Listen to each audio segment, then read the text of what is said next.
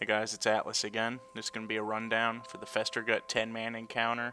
It's a pretty simple and straightforward fight, so I'll talk as little as possible and let you just enjoy the video.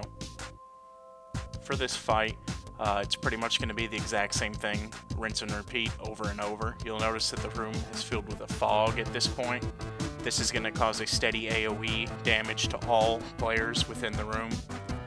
Every so often he'll cast an ability called Inhaled Blight, which will increase the speed and damage that he attacks with, but will reduce the AoE damage that the rest of the raid takes. You'll notice that in the 10-man version, every so often 2 players will get spores over their heads and are consequently marked by deadly boss mods with a skull and an X. These spores, after a certain amount of time, will explode and give a buff to all players surrounding them called Inoculate, which will reduce the shadow damage taken by 25%.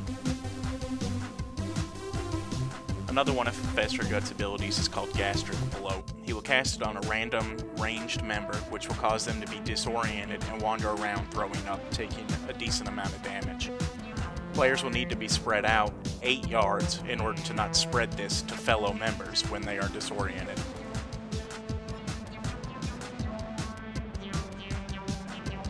After Festergut has cast his Inhaled Blight 3 times, he will be at 90% attack speed and 90% additional damage. Your main tank at this point will be taking substantial damage and will need heavy heals, possibly cooldowns.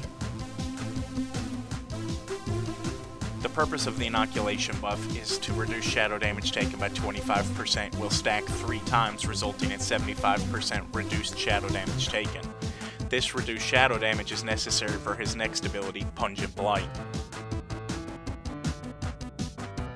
After a few seconds of being at 90% speed and damage, Festergut will cast Pungent Blight. Pungent Blight is an AoE spell that will damage everybody in the room for a substantial amount of shadow damage. With 3 stacks of inoculation, this will do little to no damage to raid members. Although members can live with 2 stacks, they need a substantial amount of hit points to take the hit. Once he casts Pungent Blight, the fight will go back to its original phase and it will be rinse and repeat until the end. There's no burn phase or anything of that nature for this fight, so once you understand the basic mechanics and get them down, it should be fairly simple.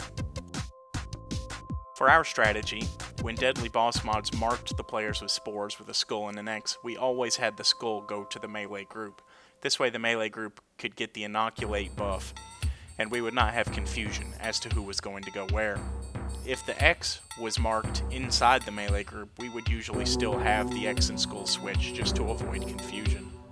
That'd just about cover it for this fight. Thanks for watching. Good luck.